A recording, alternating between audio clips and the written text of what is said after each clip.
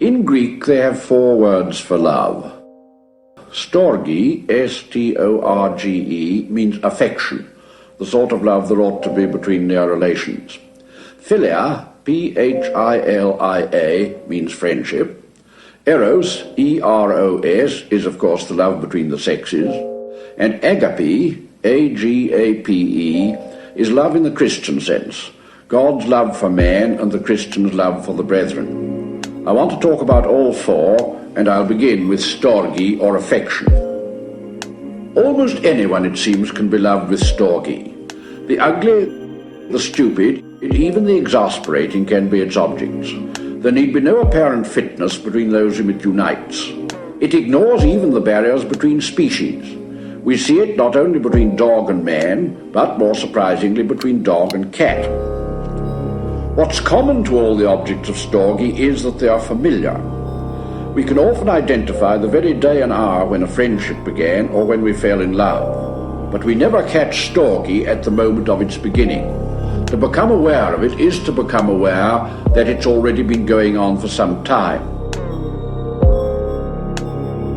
In our storge, we're rather like the dogs, who wag their tails at familiar people even if they've never done them any kindness, and bark at strangers even if they've never done them any harm.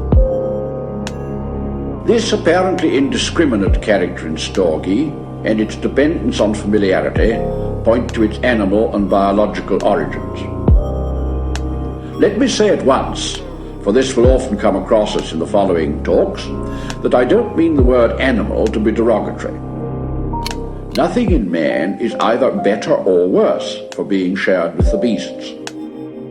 The distinction between what we share and what is specifically human is not a moral one. When we blame a man for behaving like a beast, we mean that he displays characteristics common to man and beast on occasions where those peculiar to man were demanded. What we call brutality in man, say in a Russian or German torturer, is usually behavior which the brutes in fact don't exhibit. My Greek lexicon defines storge as affection, especially of parents to offspring, and that, I've no doubt, is the original form of the thing, as well as the central meaning of the word. We understand the later, more remote ramifications of it if we start with the right basic image. A mother nursing a baby, a bitch or a cat with a basket full of puppies or kittens, all in a squealing, nuzzling heap together, continuously moving yet somehow at rest, a warm animal smell and all the noises. But while the original form of storge is thus seen in the nursery or the basket, it branches out in all directions. But however far storge travels from its source, it still retains from it a strong flavour. It's usually the humblest of the loves. It gives itself no airs. Storge is modest, even furtive and shamefaced. Storge has a very homely face, so have many of those for whom we feel it. It's no proof of your cleverness or perceptiveness or refinement that you love them, nor that they love you. To have to produce storge in public is like getting your household furniture out for a move. It was all right in its native place, but it looks tawdry out of doors. And the feeling of storge is so nearly organic, so gradual, so unemphatic, that you could no more pride yourself on it than on getting sleepy towards bedtime. It lives with humble, undressed, private things. The thump of a drowsy dog's tail on the kitchen floor, the sound of a sewing machine, easy laughter and easy tears on some shrewd and wrinkled old face, a toy left on the lawn. It's the most comfortable and least ecstatic of love. It is to our emotions what soft slippers and an easy, almost worn-out chair and old clothes are to our bodies. Wraps you round like a blanket, almost like sleep. At its best, gives you the pleasures, the ease and relaxation of solitude, without solitude itself. If we were talking about drinks, our section on gin would certainly have to note the fact that besides being a drink in its own right, gin is an excellent base or medium for several mixed drinks. Storge is similarly a base or medium for other loves. Being the oldest, most spontaneous form in which we go out of ourselves towards others, it is naturally taken up both into friendship and into eros. One might say it clothes them. In the end, all those things about your friends, which had nothing to do with the friendship originally, become dear because they become familiar. As for eros, I can think of few things more distressing than to experience it for more than a very short time without Storge. Every good marriage, even every courtship, makes for its eros, so to speak, a nest of Storge, like the nest of rice you build for your helping of curry.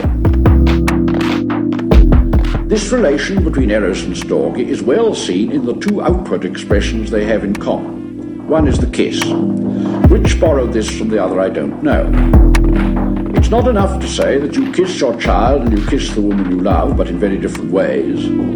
For kisses between lovers aren't always lovers' kisses.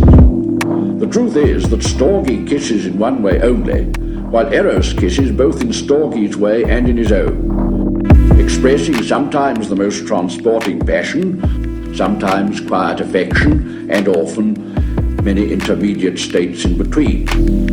The second expression in common is more embarrassing. Lovers as well as parents tend to indulge in baby language. This makes many modern people, me among them, uncomfortable.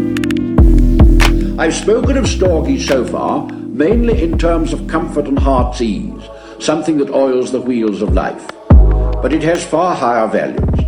It comes near to Agape's power of loving the unlovable. It certainly loves the unattractive. It doesn't do this quite in Agape's way.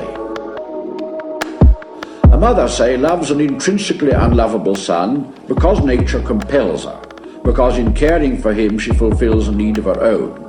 Storge, without being Agape, imitates her actions. Then secondly, as we've seen, it's familiarity that qualifies people to be the objects of Storge.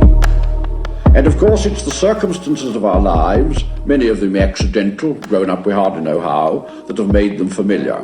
We haven't chosen them. They can include men whom we should never have selected as friends, and women with whom we could never conceivably have fallen in love. Familiarity teaches us first to endure and then to enjoy humanity in forms most alien to us, as habit teaches us to like foods we didn't naturally like. Lovers and friends feel, it's not always a delusion, that they were made for one another. The glory of Storge is that it unites those who most emphatically, even comically, are not. The acquaintances we make for ourselves are of course chosen to suit our own tastes, people of our sort. The possible objects of Storge are just whoever happens to live under the same roof or meet you every day. You need a really Catholic taste to be able to get something out of any odd collection of books found in a hotel. You may need only a very narrow one to enjoy all the books in your own study. You chose them.